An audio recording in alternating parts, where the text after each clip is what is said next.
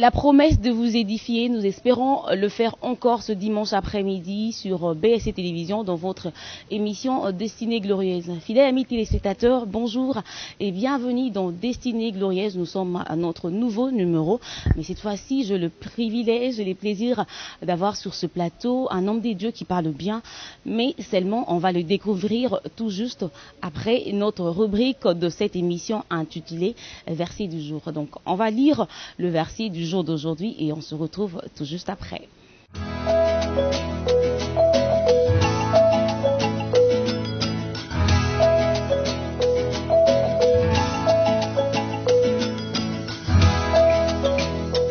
Bonjour prophète et bienvenue. Bonjour madame, je suis très content d'être là. Merci. Dites-nous, vous êtes qui? Vous nous venez de quelle église également? Je suis très content, moi c'est le prophète Armel Olela. Je suis l'époux à madame Keniken Olela et puis visionnaire de la mission prophétique Adonai. Nous disons bonjour à madame qui vous accompagne cet après-midi. Alors avec vous, nous allons parler de l'église. Prophète Armel, dites-nous en quelques mots, c'est quoi l'église? C'est une très bonne question, c'est une question très vaste et une très bonne question. Et quand on parle de l'église, il y a plusieurs termes, il y a plusieurs sens.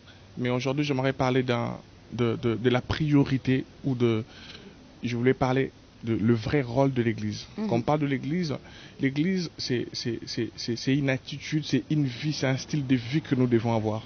Il y a ce qu'on appelle l'église locale et l'église universelle. Donc quand on parle de l'église, je vais parler d'abord de l'église en tant que l'attitude, une vie qu'on doit mener. Mais quand on parle de l'église locale, on fait allusion à une assemblée, un bâtiment, un local. C'est dans ce sens-là, dans ce contexte-là qu'on peut parler d'église. L'église symbolise une personne. La Bible déclare, vous êtes le corps du Christ. Vous êtes les temples du Saint-Esprit. On parle d'une personne, mais qui symbolise aussi cette église-là. Mais parlant de l'église locale, la Bible dit, là où 2 ou 3 sont réunis, c'est ça l'église locale. S'il y a une nuance que quelqu'un peut comprendre aujourd'hui, quand on parle de l'église, on fait allusion d'abord à notre vie, à notre style de vie. Mais quand on parle de l'église locale, on fait allusion à un bâtiment, à une communauté. Et voilà, et dites-nous alors, c'est quoi la raison d'être d'une église?